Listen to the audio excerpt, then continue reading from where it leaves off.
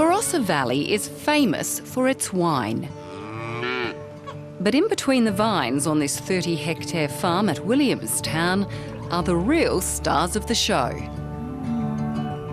Last time I looked at it, the value of my milk is 500% higher than I would get if I was selling it as a commodity. Where you go? Michael Waldstad loves dairy farming. Come on, Pearl, up you go. In fact, he's on first-name basis with his 50 Jersey cows. Black Opal, move up. It's a passion that developed during his school-age years when he worked at his neighbour's mixed farm. Come on, Pearl. I think it was just the rhythm of the day, you know, milk cows, feed the pigs, chickens, just the smells of things, and I always wanted to be a dairy farmer.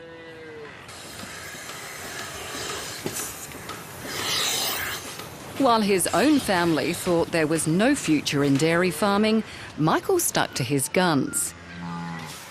At 23, he bought this farm, although back then there were no cows, just sheep, and the timing was questionable.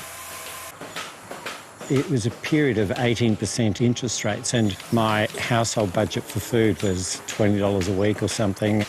I think everyone thought I was a little bit, this is a big risk, yeah. In the early days, he sold his milk to a major processor, while also working as an urban planner, which funded the development of the farm. Mop. He then put his dairy dream on hold to focus on the urban planning practice and raising a family. And that's when the vines went in. But after going through a divorce 15 years ago, he decided to pursue his first passion. I've always wanted to go back somehow to milking cows, but in the meantime, industry had changed. There was hardly any dairies left in the Barossa. People were milking 200-300 cows. My property wasn't large enough for that.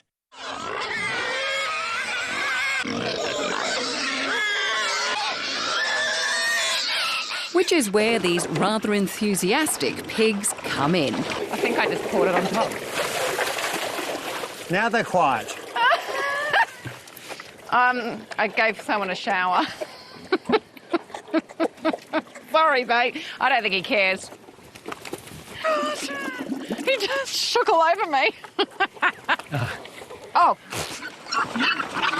Michael produces free-range pork products from milk-fed Berkshire, Tamworth and Hampshire pigs. So how often do you do this? Twice a day. So it's a big part of their diet? Yeah, it's the majority of their diet. Wow. And you can see how well they look too. So why did you decide to feed them milk? Growing up, we'd visit a mixed farm in the mid-north, and they'd milk some cows, about the same herd as I have, separate for cream, sell it to Golden North. They had skim milk, and they raised a herd of pigs. What does it do to the meat? Depth of flavour, moist, and the intermuscular fat that comes from the heritage breeds. Once a week, Michael takes his pigs to a local abattoir at Kapunda that specialises in working with smaller producers. How important are the small-scale processing plants, the small-scale abattoirs to you? I can't underestimate how critical that is to my production chain, but also for small producers across Australia, and they're under real threat and pressure. While the pigs get a good helping of milk, the rest of what's produced by Michael's Jersey cows is turned into dairy products on farm, including buttermilk, cream and butter. That's now Tim Daly's job, but in the early days of value adding, the farmer was also the processor. When you first stepped into the food production side of things, the butter making and so forth, did you have the skills? It's called deep end learning. Just having a go and working it out as you go, but it was a fairly quick transition. While the 68-year-old works around 12 hours a day, 6 days a week, He's also realised extra hands are needed to keep churning out the products as demand grows. At least 5 years ago, I sort of said, there's a reality about how long I can keep on doing this. I either have to stop doing it or won't be able to, or I invest in ensuring continuity. Okay, let's have a look in here. Okay. Ready? Yeah. Oh, very mysterious. Mushrooms. Yes, oyster mushrooms. But even after 3 hip replacements, he's not exactly slowing down. Weren't you doing enough? Yeah, well, it was a bit left field. I had some French backpackers from Martinique here. They were interested in going back home and growing some high-value product, and I said, well, let's give this a try. They took the intellectual property back with them, and I kept on going with it. So why did you keep on going with it? What is it about oyster mushrooms? Oh, it was a nice balance to the other products we produce, which is dairy and meat, and they're beautiful. It's like a bouquet of flowers, and then you eat them. There's no doubt diversifying and value-adding comes at a cost, but Michael reckons producing food instead of commodities makes much more financial sense. When I came here, it was a sheep farm, turned off 200 lambs. That would be worth about, on average, maybe $20,000 a year. We now have full-time equivalents of 5 or 6 people on the property, which gives you an indication of what the turnover must be to be able to support that.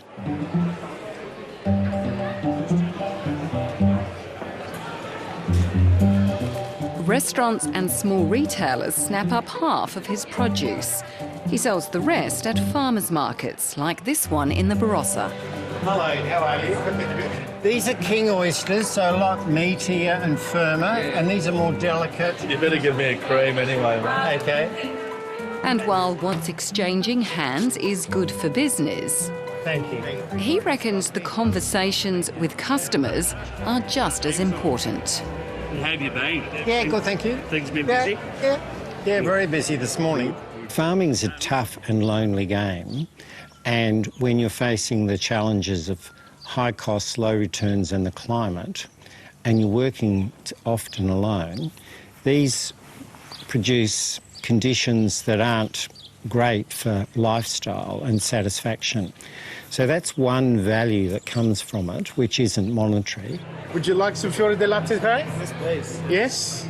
Alongside Michael is a well-known face to many in South Australia's hospitality industry. And we get these beautiful, stretchy, long strands of cheese. Vincenzo Lamontagna ran one of Adelaide's top restaurants for a decade. And that there is called stracciatella. Today we've served that on some pinza romana. He's now teamed up with Michael to make fresh Italian cheeses. Oh, wow, that's amazing. It's really delicious. It's like, it's indulgent. Yeah, that's the You know, the cream. it's That's the indulgent, cream. yeah. And he couldn't get any closer to the raw product, setting up on Michael's farm right next door to the dairy. Everyone said, don't do it. You're a crazy man being so close to a dairy because of all the microbial influences. But for myself, visiting farmers in Naples, you know, the smaller producers, it's literally how it happens, you know, and I thought that this was a perfect opportunity to try and bring life to that style of cheese making in South Australia, but, you know, Australia as well. The chef and farmer go back a long way. Vincenzo used to buy Michael's pork for his restaurant. And now Michael's farm is the foundation of his new business and lifestyle. Being able to be outdoors, work with cows, work with Michael, understand his processes and then receive such a beautiful product from it, which turns into something else, you know, 3 or 4 or 5 hours later is a marvel in itself. This style of soft Italian cheese is a mix of art and science, where seconds count and the milk takes centre stage. Met the fold knot and twist it. Michael's milk, single herd, Jersey cows, very quiet, cared for.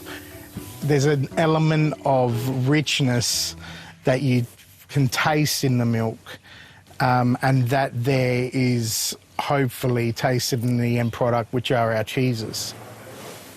Vincenzo isn't the only chef who's a fan. The 2025 Delicious Harvey Norman Producer of the Year is the Dairyman Barossa. Michael was recently named the Australian Producer of the Year by a panel of high-profile chefs who judge the food on flavour and how it's farmed. There's a lot of satisfaction to delivering a product where people are consuming it with a knife and fork, or a chef that's cooking it, compared to delivering it to a weighbridge and getting a weigh note. Thank you very much. Michael really stood out because he's been so consistent for so many years. It's multiple products from one farming practice, which is extraordinary, but it's his consistency as well to produce multiple high-level products.